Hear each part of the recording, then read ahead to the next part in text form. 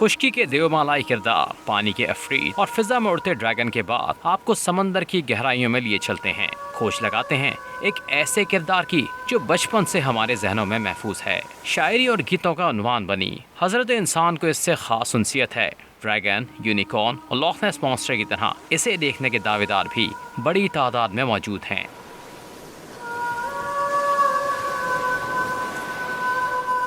ملواتے ہیں آپ کو جل پری سے ہسٹری اینڈ مسٹری کی ایک اور مسٹری بھری ایپیسوڈ میں، لیکن پہلے ذرا ویڈیو کو لائک، شیئر اور چینل کو سبسکرائب کر لیں۔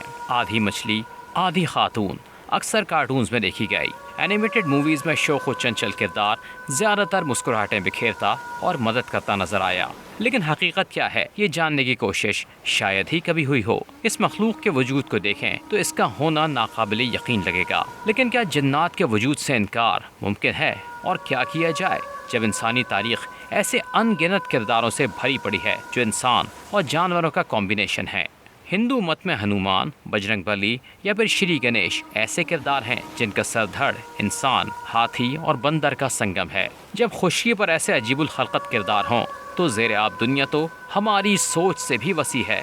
اندر کیا اسرار چھپے ہیں کون جانے؟ کیا پتہ ایسے ہی کسی کونے کھانچے میں جل پریاں بھی چھپی بیٹھی ہوں؟ جھیل سیف الملوک کی سیر کو جائیں تو یہاں بھی پریوں کی کہانیاں مشہور ہیں جو رات گئے جھیل سے برآمد ہوتی ہیں اور سورج نکلنے سے قبل کہیں کھو جاتی ہیں۔ تاریخ کا مطالعہ کریں تو میسوپوٹیمیا کی تہذیب میں ایسے دیوتا کا ذکر ملتا ہے جو آدھا مچھلی اور آدھا انسان تھا۔ 400 قبل مسیح اس دیوتا کو آئنس کہا جاتا ہے۔ یہ دیوتا دن میں پانی سے نکلتا اور رات میں لوٹ جاتا۔ لوگوں کو نیک نصیحت کرنا اس کا معمول تھا۔ ظاہر ہے رات میں ہر جاندار اسی جگہ واپس جاتا ہے جہاں گھر والے چاہنے والے رہتے ہوں۔ میسوپوٹیمیا کی تہذیب اس دیوتا کو خیر ہی خیر لکھتی ہے۔ جدید تہذیب پر نظر ڈالیں تو جل پری کا پہلا ذکر ایک ایسے شخص کی جانب سے سامنے آتا ہے جس کی بات میں وزن تھا۔ دنیا اسے سنجیدگی سے لیتی ہے، کوئی بھی شیخی بگاڑنے والا قرار نہیں دیتا۔ بات ہو رہی ہے کرسٹوفر کولمبس کی، جسے کسی طور بھی شیخی بگاڑنے والا قرار نہیں دیا جا سکتا۔ کرسٹوفر 1492 میں سفر پر نکلے اور جل پری دیکھنے کا ذکر کیا، وہ بھی بڑے وثوق سے، لیکن دنیا نہ مانی۔ مصر کے قدیم پتھروں پر جہاں طرح طرح کی تصاویر ملی ہیں، وہیں چند پتھروں پر جل پری کی تصاویر بھی بنی ہوئی ہیں، لیکن دنیا انہیں بھی حقیقی نہیں مانتی۔ لیکن جل پری کی حقیقت پر سب سے بڑی ہلچل اس وقت مچی جب 2012 میں اینیمل پلانٹ نے جل پریوں پر ڈاکیومنٹری نشر کی۔ اس کا عنوان تھا جل پریاں لاشیں مل گئیں۔ یہ دستاویزی فلم دنیا بھر کی ریڈار میں آ گئی۔ حقیقت جاننے کے لیے چینل کے دفتر میں فون کالز کا تانتا بن گیا۔ امریکہ سے لے کر ایشیا تک لوگ حیران پریشان تھے۔ اس افراتفری کے مد نظر امریکی حکومت نے تحقیقات کرائیں اور جل پریوں کی موجودگی کو رد کر دیا۔ دعویٰ کیا کہ چینل نے سارا ڈرامہ ریٹنگ حاصل کرنے کے لیے رچایا تھا اور دنیا میں جل پری نام کی کوئی شے نہیں۔ پھر 2015 میں ایک ویڈیو وائرل ہوتی ہے۔ لوگ کراچی کے ساحل سے جل پری کی لاش ملنے کا دعویٰ کرتے ہیں۔